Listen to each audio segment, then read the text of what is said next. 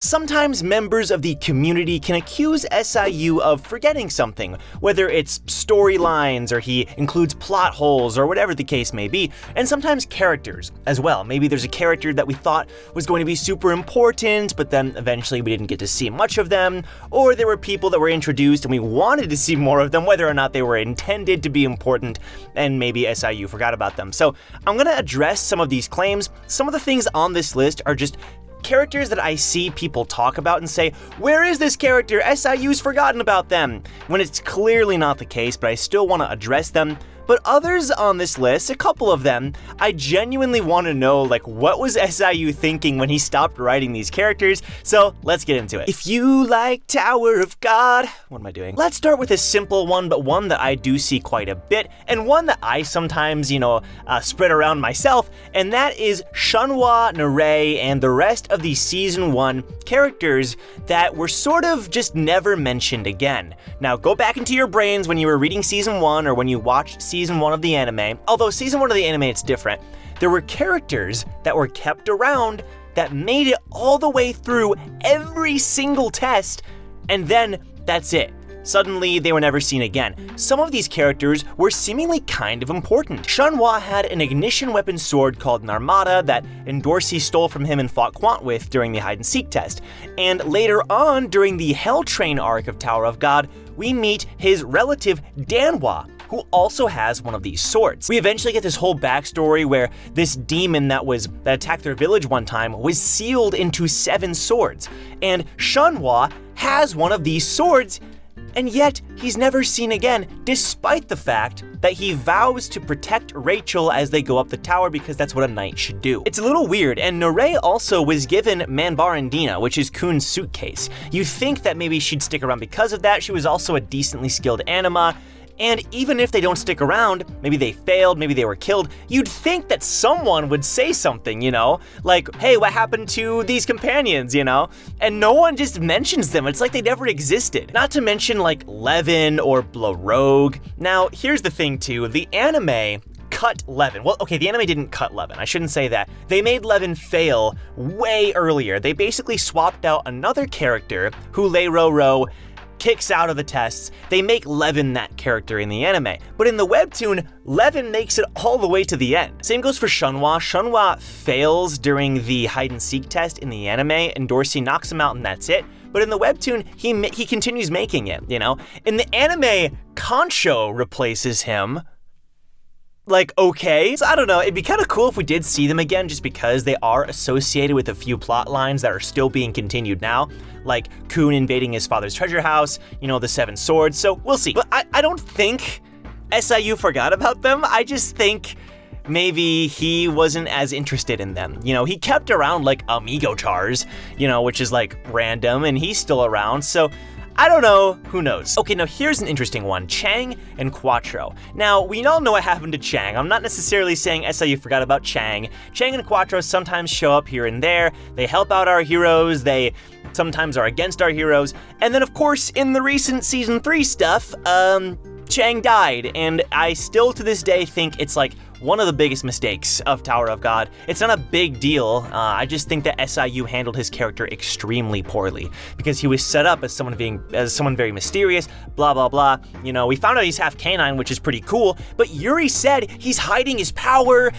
Why did he take away Angel and Welsar Elliott in the White Heavenly Mirror? There were so many mysteries surrounding Chang, and then he was just killed, and it was just very disappointing. Now, the reason I'm including them is because I genuinely want to know what SIU's goal is for Quattro. Because you may think, well, okay, after Chang died, Quattro probably just left, right? Chang was his best friend, maybe Quattro stopped climbing the tower. But no, because there's a panel when all the canines and Bomb's team are planning and preparing for the nest. Quattro is there planning and preparing with them. We can directly see Quattro, he's right there, which tells me he wants revenge for Chang, perhaps, or he's there for a reason. Maybe he's in one of the ships. We haven't seen him since, which makes me wonder, like, did SIU just forget about him? But here's the thing, too, that I want to bring up. Yasracha didn't kill Chang. Paul killed Chang. Paul told his minion to kill Chang. So why the frick is Quattro not angry at Paul, who's now on their side? Like, maybe he doesn't know who killed him. I don't know. The whole point is they're all on the same team now, and yes, I get it. But still, it's strange that Quattro wants to help them fight Yasracha, who has nothing to do with him. Okay, now this one's kind of dumb. Boro, Sachi, Akka, and Daniel. I hear people say, why didn't they continue? Why didn't SIU keep writing Akka and Daniel? Why haven't they come back? You know, what happened to Boro and Sachi? Boro and Sachi, that's an easy question. They left at the start of season 3. They said, hey, we're just gonna stop. We had too many adventures with Bomb. It was a lot of fun, but Bomb, he's doing his own thing. We're gonna meet up with them later. Someday we'll meet again. And it's like, that's a good ending for their characters, I think. But Akka and Daniel clearly were just there for the Dollar Show and Revolution Road and the early parts of the Hell Train. But here's the thing, people tend to think just because a character is only in 1 or 2 arcs, they're not that important or it's disappointing what happened to them.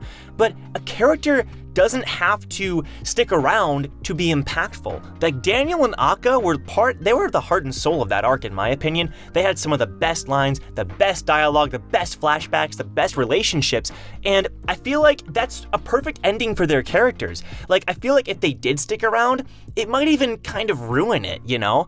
Like I think having Boro and Sachi stick around was a good idea because they weren't as emotionally connected to everything that was happening. Like Daniel and Akka were getting the emotional scenes, and I feel like ending their characters and their arcs exactly how they did was perfect. And maybe at the end of the story, I don't know, we'll see them again, they'll show up and help. That would be cool.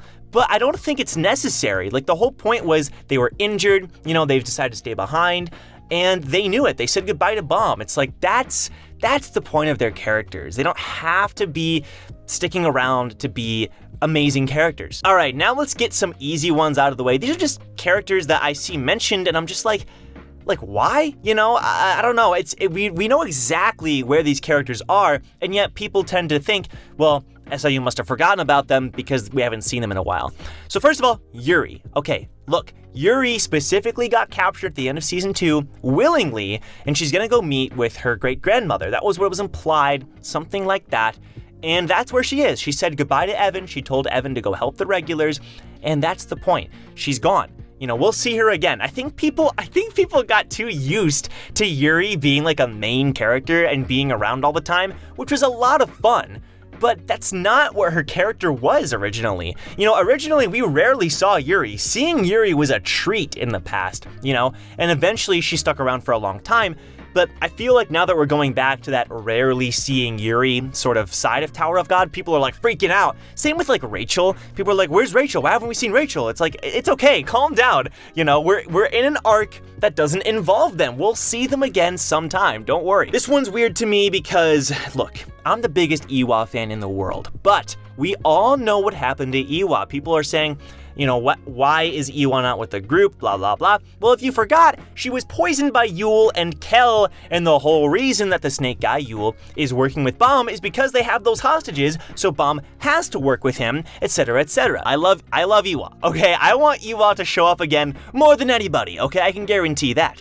However, I also acknowledge that SIU has a plan for Iwa, and she'll show up again at some point. In fact, this might be a better way to bring her back into the story because she was behind. Her and Danwa were having to catch up to the rest of the group because they fell off the bridge, right? We haven't seen, you know, Bomb hasn't seen them since then, a long time. And they have to catch up, so give them some time. I'm thinking maybe when Bomb retrieves the hostages, that'll be a good point for them all to reunite. Iwa joins the squad again, that would be incredible. All right, let's talk about Traveler, who is easily one of the most mysterious, strange characters in Tower of God because his existence is seemingly pointless. You know, I'm wondering what SIU plans to do with his character. Traveler is currently being interrogated by Endorsi and Anak. He's not with Rachel's group anymore. And as far as Kasano goes, because people tend to group these two, Kasano was sent back to wake up Horyong. He decided to do that. I don't know, Kasano's character is strange. He's a character that I feel like, you know, maybe SIU did forget a couple things with him because he seemed like he was gonna be set up as someone very important and very like antagonistic and very powerful. But instead, he keeps getting beaten in battle and he ended up just kind of being, you know, a depressed teddy bear. And it was like, okay. I feel like as far as disappointing characters go, Kasano is definitely up there. SIU didn't forget about him. I'm wondering if SIU decided to change the way he handled Kasano, because again, he started off very intimidating, very, like, oh, he's gonna be one of the big bads of Rachel's group, and instead, he was kinda just mollywopped every time we saw him, and it was like, okay, sure. We'll see him again. I'm actually wondering if he's gonna like team up with Horyong and Wangnan and Miseng and them. It'd be strange because they'd have to forgive him, but I guess they can do that, I suppose. Like, what's his plan? Is he gonna stop climbing? Is he gonna climb with them? We'll see. All right, we have one last character here, and this is the character, one of the reasons I made this video, honestly. This character is so perplexing because I genuinely do not understand why SIU did not include this character. This character should have stuck around, but didn't. We had Vespa, Verdi, Mikoche, like all these other like minor characters stick around, but not Pericule.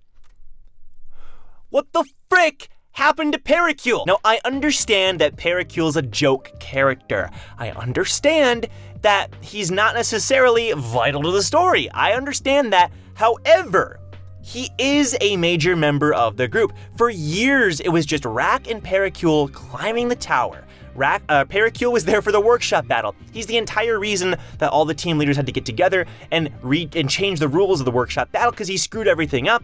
He helped, everyone reunite with Bomb by shouting revolution, He was there for season 1, obviously. And then, after the workshop battle, we see him on Quant's plane, and we never see him again. Never. No one even mentions his name. Nothing, not a goodbye, not a nothing. And I just find this odd. I feel like, I guess something must have happened off screen, or maybe nobody cared about him, which, like, I get it, he was kind of a scumbag, but at the same time, he was a member of their squad. Like, it's a little bit weird that they wouldn't even acknowledge him at all. He was more of a nuisance than anything else, I understand, but like, nothing? Nothing at all? Sheesh. Now, interestingly enough, we did get to see Pinnacle. Now, Pinnacle looks like Pericule. He basically is a more scarred up version of Pericule. He's a C-rank regular, and he shouts revolution as well, but he's also a joke character. He's clearly not Pericule, but he's also clearly from the same species or family as Pericule.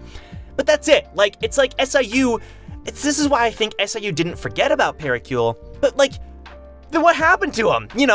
Explain what happened to him. SIU clearly didn't forget because he included a joke character that looks like Pericule and made fun of the connection, but then like, are we ever gonna see him again? Did he stop climbing? Is he still climbing? Is he, where is he? It's very odd. I don't know, I find that one of the weirdest things about Tower of God. You may not think it's that big of a deal, and I agree, it's not, but it's still very odd to me that Pericule got nothing after his initial introduction and his role in the arcs leading through the workshop battle. It was odd, but that's all I got. Hope you enjoyed the video. If you did, once again, leave a like now that you watched it, and subscribe for more of that Tower of God content and daily content. It's a lot of fun. More webtoon content is also coming soon. Very much looking forward to that. We also do live streams. We're finishing up Danganronpa 2, Goodbye Despair, which is so much fun. We do that every single Friday at 2 p.m. And then once we finish with that, we're actually gonna do a Tower of God themed Nuzlocke, a Pokemon randomizer Nuzlocke, probably Pokemon White 2 or Black 2.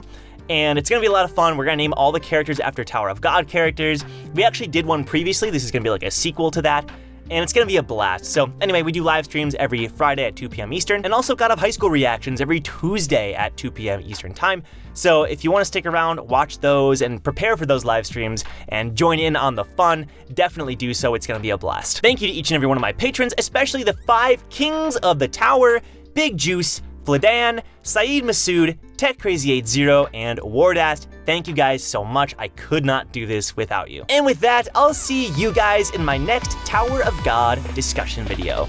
Take care.